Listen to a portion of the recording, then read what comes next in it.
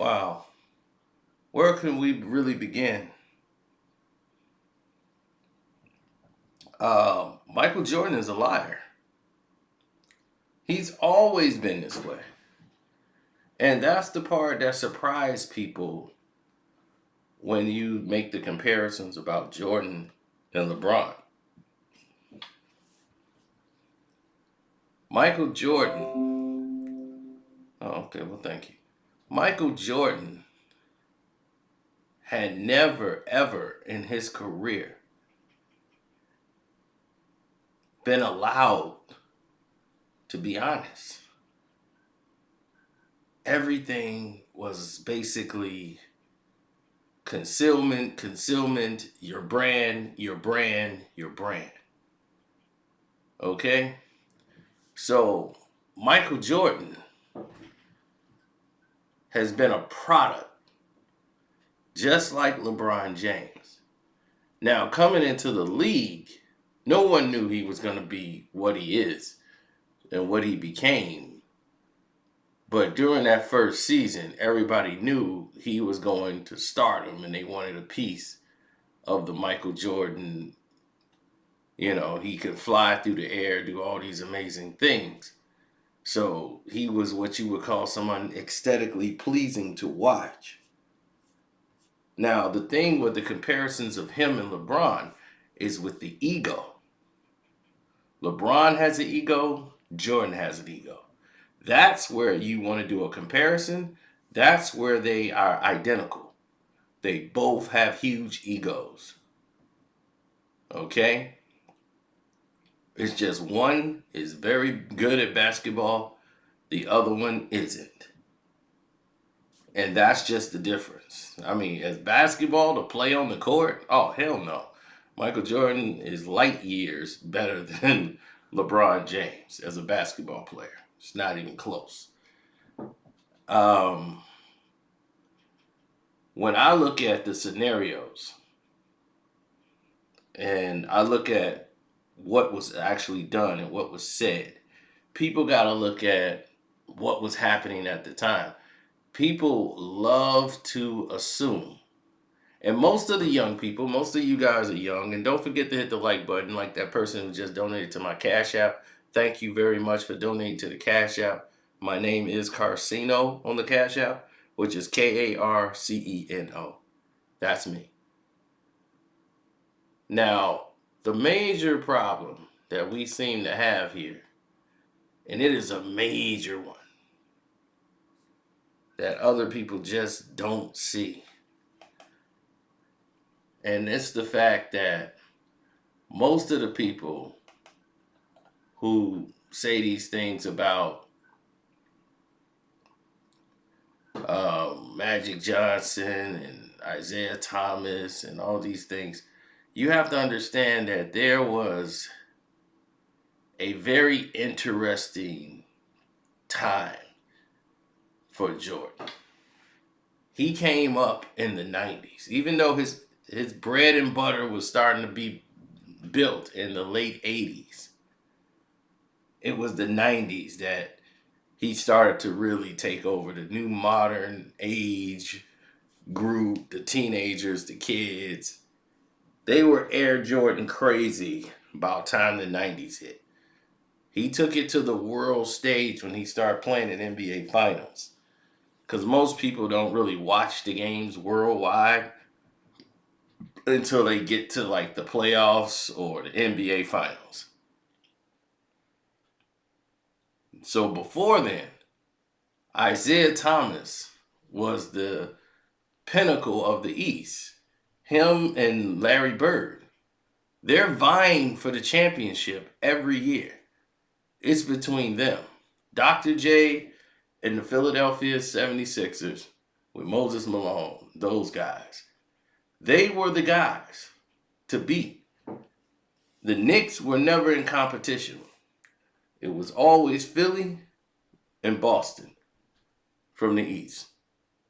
Then on the other side, you had the Los Angeles Lakers, and that was it. The Lakers dominated the West.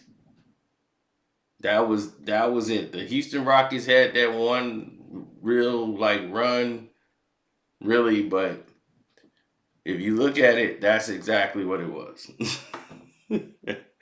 It was no mistake. Don't make any about it. That's exactly what it was. Magic Johnson controlled the show. Make no mistake. Now, the major problems that ensued. Well, if we want to talk major problems, then we got to look at the whole scope of what the issue actually was. Because Michael Jordan lies because he starts to go with whatever his agents are saying. David Falk hated Isiah Thomas. Had nothing to do with a freeze out. Had nothing to do with... Isiah Thomas was president of the Players Union. And Isiah Thomas had put in place... Oh, that's very nice. I got 50% off Chili's if I want to go. But I don't eat at Chili's. No, nothing against Chili's. I really don't want to go eat there. Anyway, Isiah Thomas had put in a motion that cut dramatically all the agents' money and gave it back to the players and got it approved through the league. Now, if you look at that scenario, you start to say to yourself, okay, if that's the case, then why in the world are we in this predicament that we're in? How did they arrive to this point? Somebody made a decision to get us here. But let's go back to the so-called freeze-out game in Jordan's rookie year. The game is on YouTube and you can watch it and you'll see it.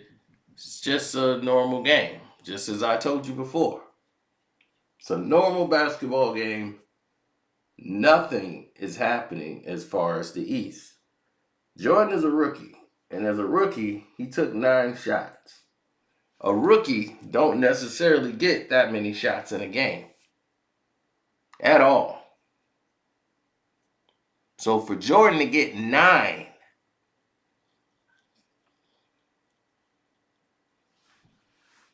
that was a lot. Plus, he could have got more. But he didn't want to outshine anybody, so he was coy and didn't want to take the shots. He admitted this when he did his acceptance speech. Nobody was paying attention and nobody wanted to listen. But why? Why wouldn't you want to listen?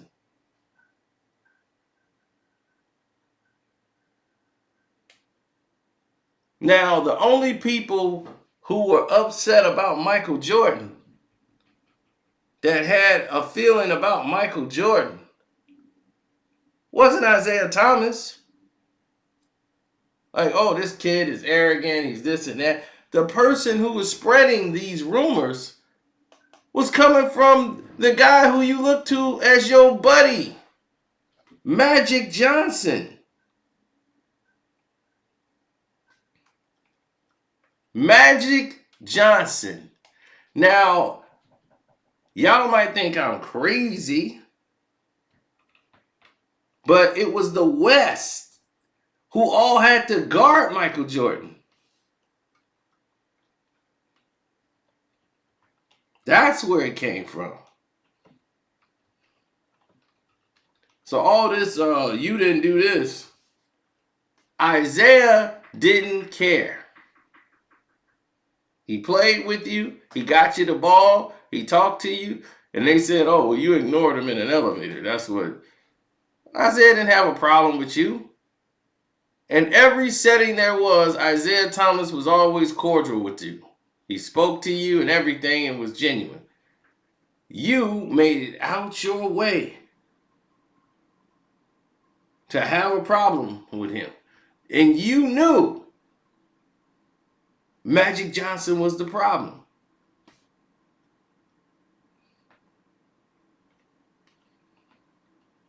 He knew.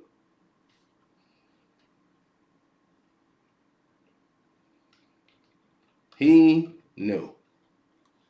And I'm going to tell you how badly he knew and how much he knew.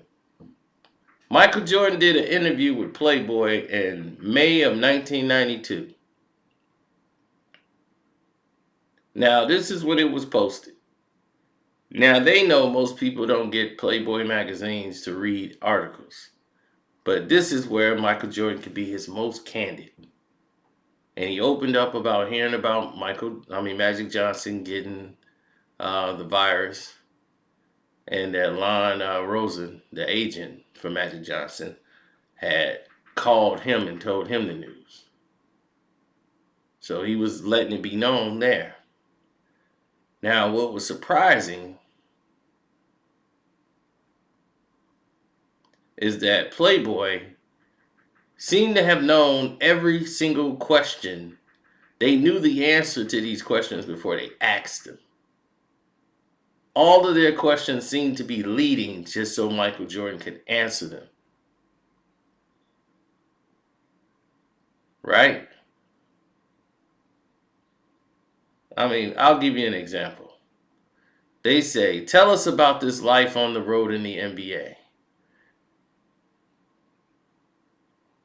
And he's talking about promiscuousness. That's what he means. And Jordan said, there's a lot of things being said about the opportunities you have on the road, but sure, the opportunities are everywhere. After the game, you see different women, players. Has always been knowledgeable about that, but to say who's who and what's what, if you don't listen, then you're putting yourself at risk. And there are guys who don't think or listen. This is the question. Magic said it itself. If you think it can't happen, it can happen to you. Next thing you know, you're stung by a bee. So everything was a question in the interview that was leading. Playboy initially brings this all up. What's your relationship with Magic early in your career? Why would you bring that up? I liked him in high school. And they used to call me Magic Jordan. You guys didn't know that, did you? Magic Jordan. My first car had a license plate with Magic Jordan on it. A 1976 Grand Prix. See? Now, here's Playboy telling another thing. Things are pretty strained between you when you got into the league, weren't they? So how would Playboy know this? Who is Playboy?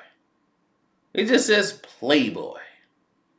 Things were pretty strained between you when you got into the league, weren't they?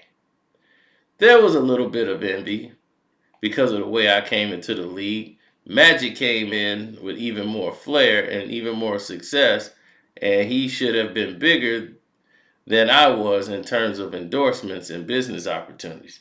But he wasn't marketed that way, and I was fortunate to have good people. So there was some envy. How did the two of you get over it? During my third year, he invited me out to play in his summer charity game. We ironed out our differences in private in the locker room, and we began a relationship. You see? So, third year, that was about 88, right? You and Magic went over there and talked in the locker room and worked it out. It's funny how that happened. You see how funny that happens? That's real funny. Because you just admitted you had a problem with Magic Johnson. You and Magic had a problem because he envied you. And yet, you went against him in the 1985 All-Star game. And those guys played you guys like it was a regular season game. And all of a sudden, The Western All-Stars who did not like you, Michael, they did that to you. But yet and still, Isiah Thomas was the problem. You see how convenient that is for everybody? Y'all see that, right? Isiah Thomas is the problem. Oh, Isiah probably told Magic, and that's why, because Magic can do no wrong. You see, that's the problem. Right there. You see? That's the problem. They can do no wrong.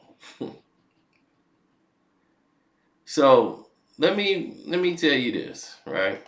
I want you to understand it clearly.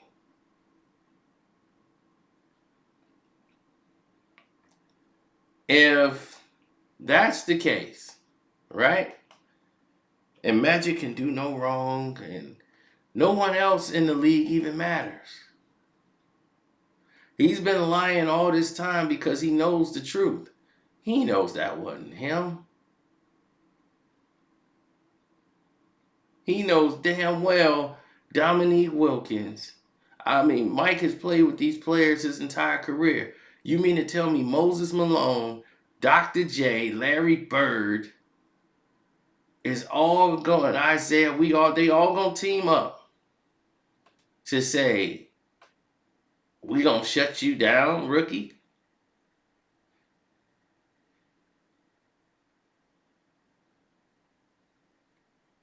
That's what the problem was?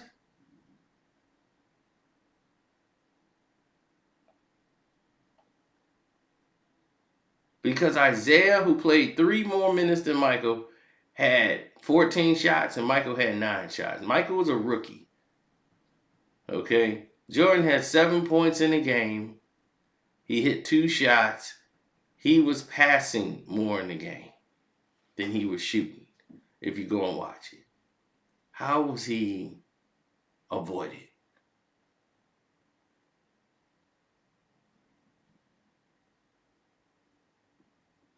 Bernard King took 10 shots in the game.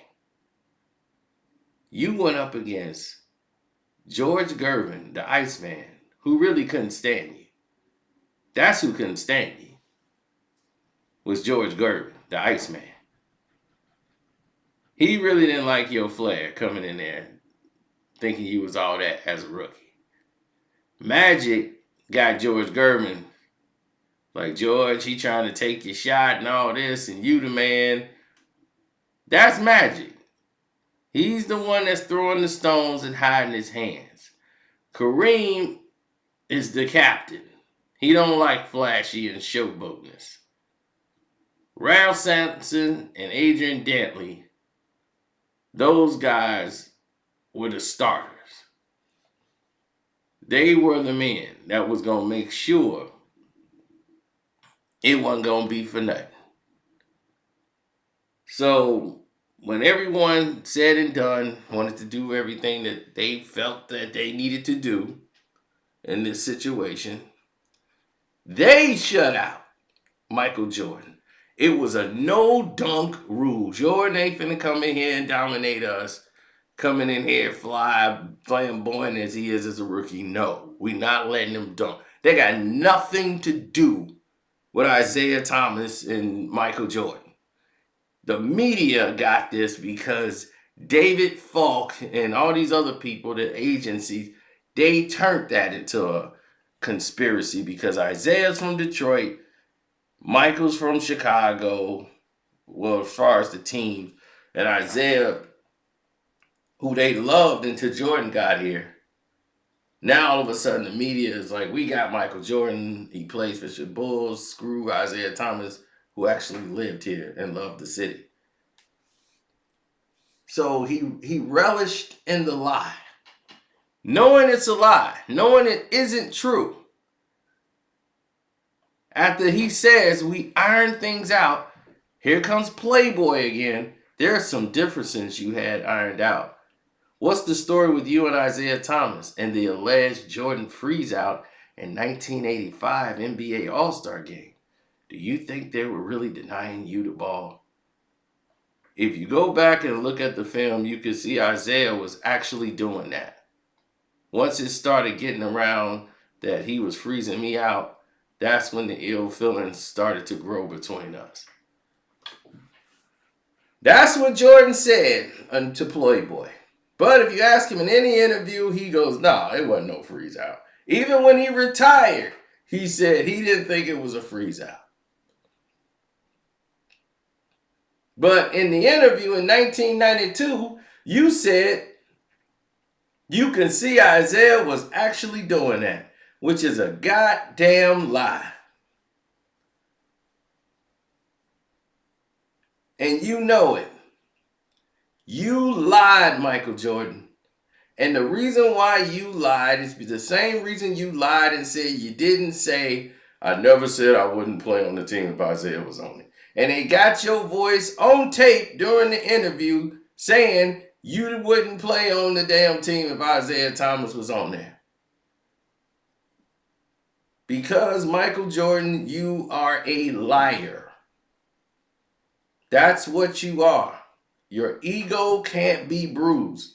So you got to go out in the public and give out one story, but behind the scenes, it's another. Because you are the double talker. You are the liar. Yes, you can play the game of basketball, but your ego couldn't be bruised. You didn't want your ego to be bruised. Isiah has humbled himself many times when he didn't even have to. He never spoke an ill word about you on a public stage, on no way, shape, or form, until you did what you did on The Last Dance. And he still spoke respectfully about you. But he knows you still have the ego problem. And he knows how to hurt that ego. Every time they ask him the question, he don't volunteer it. They ask him about the question about Jordan and LeBron. And he puts LeBron above you. But he always had Kareem as the best. That's who he put on his Mount Rushmore. It's Kareem Abdul-Jabbar. Now, he's on my Mount Rushmore, Isiah Thomas. Because I knew he was a better basketball player than you. He was better than you. And you know it. This is why it bothers you so much. They be like, why are you so worried about Isiah Thomas? For 20 some odd years, why are you keeping this beef going? Isaiah's not keeping it going. Michael Jordan's keeping it going. He got 6 NBA championships, but he can't sleep at night because he know Isiah Thomas has got the best of him. He's like, I took the dream team away from him and everything. And he's still getting the best of me. Because you can't change the times, Michael Jordan. No matter what you do, you can't change it. History has already dictated it. It's already been documented. They were better than you. The Detroit Pistons beat you because they were better than you. They were better than your team, and that burns you up because you were the head of the Bulls, and Isiah was the one that was standing on top of you, going to the NBA Finals or going to play Boston or whoever. Your team was afraid to play them, not the other way around.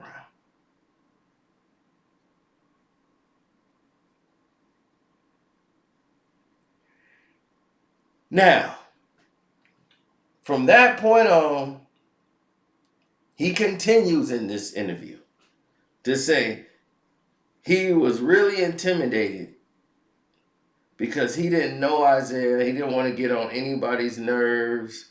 He didn't want to seem like a rookie, just to be stupid. So he stayed quiet and stayed in the corner.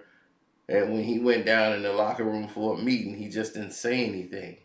After the weekend was over, it got back to me that I was arrogant and cocky, and I wouldn't even speak to Isiah on the elevator, and that gave him a cold shoulder towards me. And I'm saying Isiah Thomas initiated it all. Now, in 1992, Isiah Thomas is still president of the Players Union. Isiah has been president for many years, and he's getting ready to give it up because he's nearing retirement. But he was president of the Players Union for years. But none of the players voted to not have Isiah Thomas up there. Notice how he keeps making it seem like Isiah's a problem, Isiah's this and that, but you didn't vote to have Isiah Thomas removed from the Players Union. All the players agreed to have Isiah Thomas in the Players Union.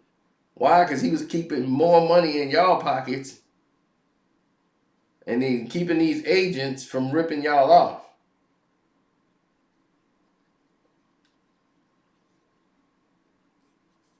He was protecting the players. He was putting things in place so that the players could benefit and not just the league. All these perks that you have now, Isiah Thomas was putting in place then. Then once he got out of there, all of these things was reinstated back to where the agents are taking the players' money and all of these different things here. So Isiah Thomas was saving the game from people like David Falk, who was violating rules and collusions and trying to get all of the players that he represents in the union so that they can influence it and he can have his power and control on making laws and everything else. He had became a nuisance to the sport itself.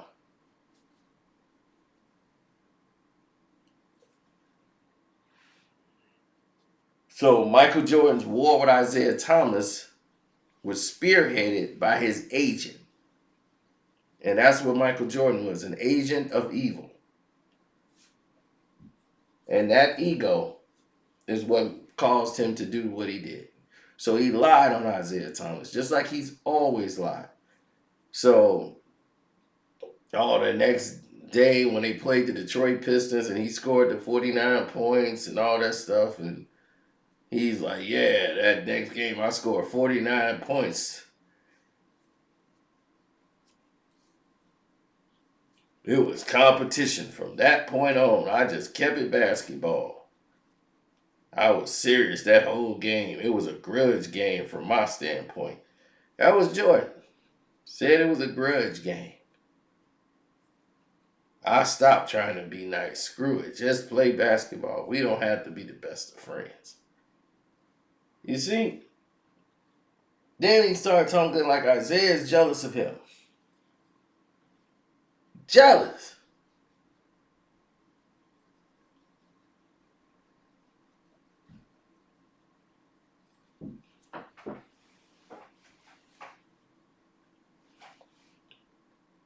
You were an opponent that the Detroit Pistons ended up having to play and they wanted to beat. The fact of the matter is this: the Detroit Pistons are not crybabies. They don't whine, they don't cry. Y'all whined and cried all the damn time. That's why no one liked you. This is why people didn't really respect you. It's because y'all whined and cried. And this is where you and LeBron are similar. Y'all whined and cried. Y'all are winning and crying the whole damn time. They been beating us up with the brutality of the game. It's just so brutal. And it's like, man, you out here playing basketball against this team that are world champions and you coming in and disrespecting them like that. Where does that make sense? On what levels do that make sense? Don't forget to hit the like button, good people. I know I should have said it earlier if I didn't. But definitely hit the like button flat out so they can know you're not a bot and all that other craziness. So definitely, want to support Super Chat. Thank you guys who definitely donated to the Super Chat. We love and appreciate everything you do.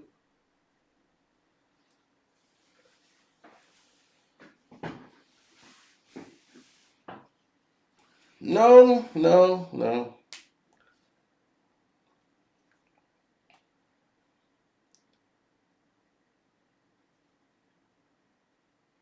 Now, Jordan keeps talking about opportunities he's got that other guys never got. They don't want me to have it, and they're going to be pissed at me if I do it. Screw that. And some people may view it as wrong. I see people writing letters to the editors. I'm tired of seeing Michael Jordan's face everywhere. Who are you?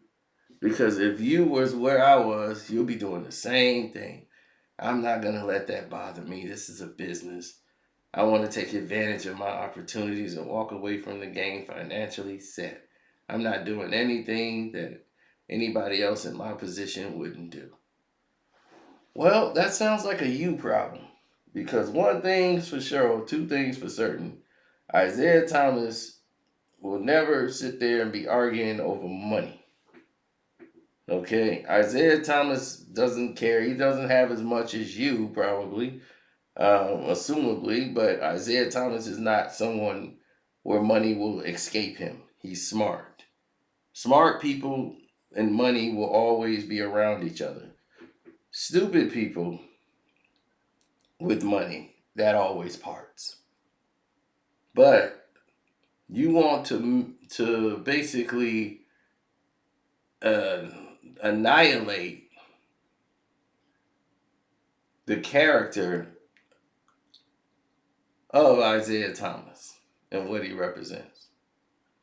And this whole NBA 75 thing was set up to be a coronation of Michael Jordan, more than honoring the NBA 75 best players in the league. This was set out to be a Michael Jordan coronation. Why? Because this is the last time that they're going to be mentioning Michael Jordan in this type of setting while he's alive. Because 25 more years from now, they're going to have to dig Jordan up and drag him back out across the stage. It'll be all about LeBron. It won't be about Michael. So he knows this. So he's milking it for every moment he can.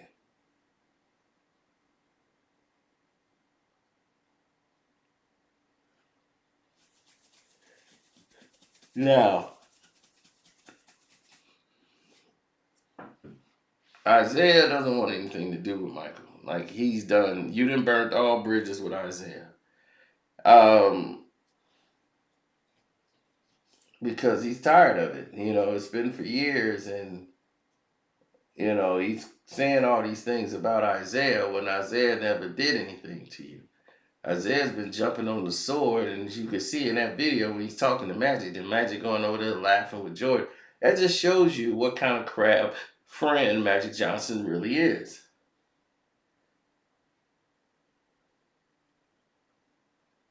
That just shows you a crab. So when I see that, that's all I see with Magic Johnson is a crab friend. Him being the same Magic he's always been, playing both sides of the fence.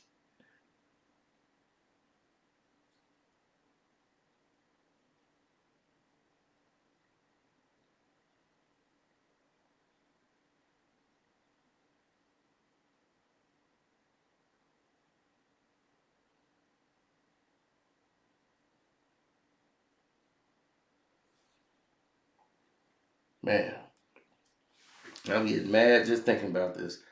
But that's why Zeke know Michael's ego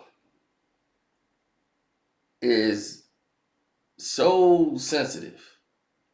And the way Scotty came out talking about him with the last dance and how people was like, Michael was too rough. I ain't find nothing wrong with it. I actually was like, hey, Mike, all right. Watching the last dance, I'm like, hey, I like this the stogie smoking, baseball bat carrying Michael Jordan. Everybody else was like, I guess they just ruined like Mike, if I could be like Mike. they this ruined their whole life. What is this? Hey, shut the F up. Get over there. Hey, shut up. Sit down. I'll punch you in the mouth. And Michael Jordan cracked me in the face. Wow. And I just cold cock him right in the face. I was like, oh man, this Michael Jordan is intense. Then he started talking about the Pistons. You know, he got that tequila in his system and then smoking that stogie. And he, whatever he tell you now, it's only going to be some bullshit.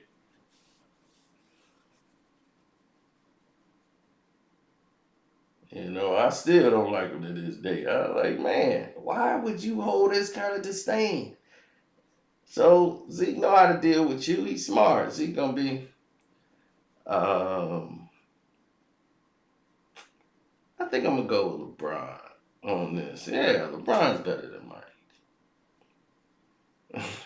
and he does it so smart and intelligently, so it doesn't look deliberate. But man, is it great!